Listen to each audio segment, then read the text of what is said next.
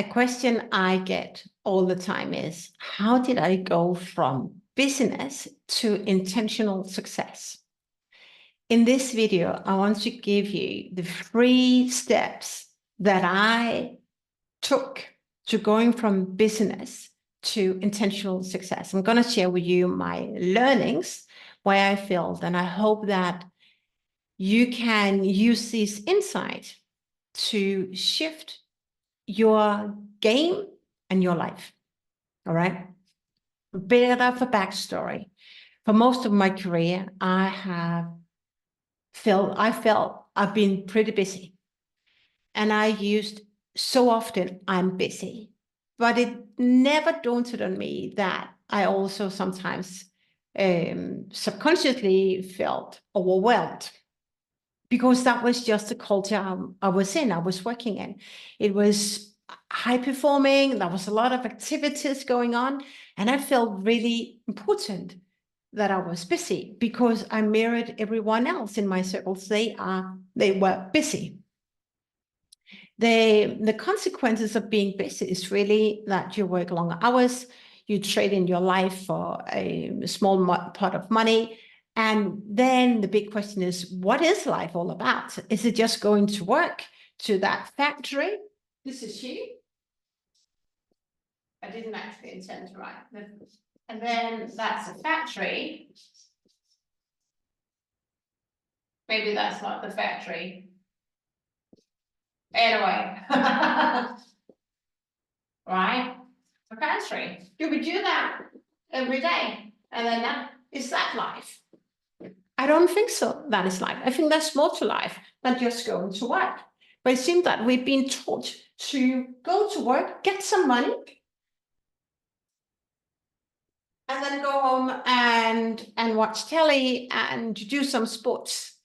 But what we have forgotten in this equation is to cultivate our mind and our passion, our heart, and really say, why are we here? This has been me most of the time, most of my career. I have felt lonely. I really felt empty. And I started questioning what's more and how can I do differently? And I started to be inspired by those 1% of entrepreneurs and leaders who were playing a really high game. And I'm not here for the sake of the money, but I'm here for the sake of the impact and the lifestyle that they have. If they could do it, it's always been my motto, tell me and teach me how can I do it as well. So later on in my career, I went to felt productive. And also now I have my own business for 10 years. I felt productive, but the real results, I would question that, right? Because the real results is not just the money in the bank account. It's my whole lifestyle, where we want to travel. I have some big ideas, my desires, the freedom to move where I want to move. For me, that is life. When I went up the scale, I want to just pick here, when I went up the scale from being busy to being productive, I would have more tasks. This is maybe my project, my brief, or my scope. I would have more tasks and scope and feel really productive, and project plans, project plans. And I would be a part of different boards. I would be really productive. But I always felt empty. I always felt empty. And when I question why do we do what we do? When I question weak project briefs, nobody could answer. Just go and find out. Nobody knew. And here's what's really daunted on me, that even though we work for big corporations, that are still, here's my language, still different ants. We are all ants in this big world picture. But if each of us do not know the why, how would we then really know the impact that we create and we make, whatever that is in a project, on a bigger project, all projects, right? If we don't know the why, how do we then know what's most important? So that got me to really be curious about how I use my time, how I think, and what do the 1% of very successful entrepreneurs, what do they do differently?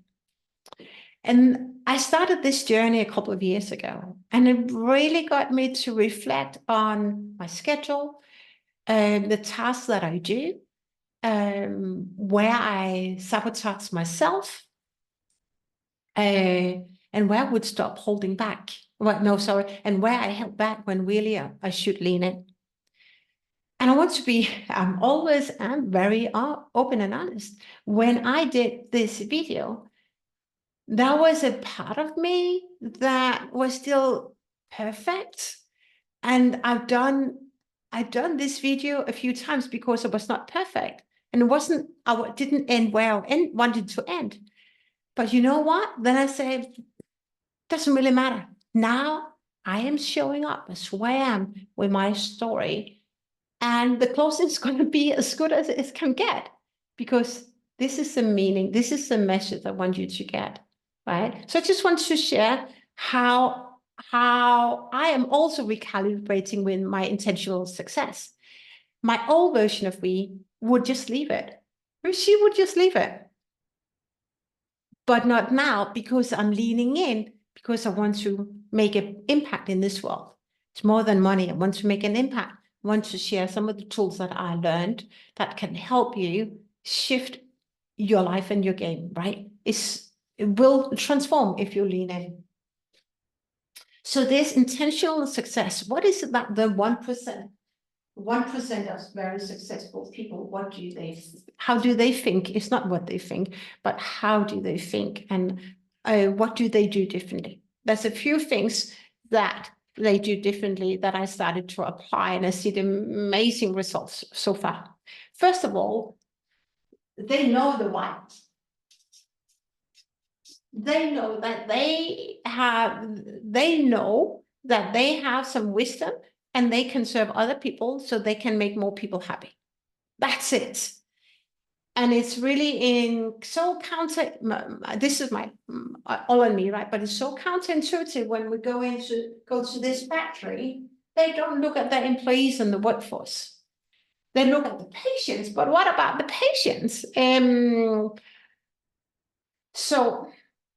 But that's not how they think. They think about how they can set other people up for success and make that happy. If we would apply that mindset, it would also be like you and your employee and your team members. How can you set your team members up for success? That's true mentorship, right? So they think about the bigger why. And then that's also the clarity. They have clarity on what is required to achieve those goals. What is the next step? Like, who's next? Is something that I've heard a long time, but sometimes a client said, you have to hear these things more than once, and so it is. So get clear on what is that you're really accountable for, responsible for. And when you know the top 3 things that you are accountable for, and you should do each and every day, then you also know all the things that are distractions and you shouldn't do. In this bucket of distractions, it's emails, it's scrolling the LinkedIn, it's messaging, whatever that is not contributing to your success. Let's just go over here, right?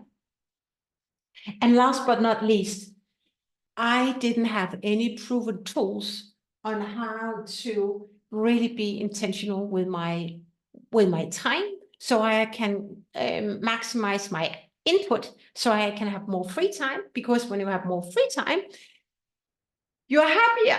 It's more free flowing. It's effortless. It's joyful. And who do not want to be there? But we can't be there when we are busy. This is busy. This is productive. And that's intentional success. No one can be happy when we're busy. It's impossible. And when we're busy, we have tunnel vision and we are thinking about what if, and we are stressed out. Results, they drop, right? There's maybe mediocre results here. You're not really creating impact and true transformation that you do here when you're so intentional with your time. Because when you know what's most important for you to resolve that day, you go in and then you go out again.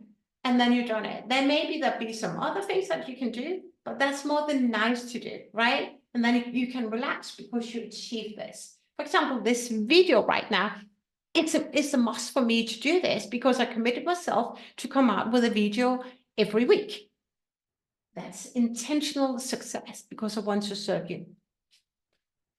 Until I started working with mentors, I lacked direction. I was doing a lot on my own, do it yourself.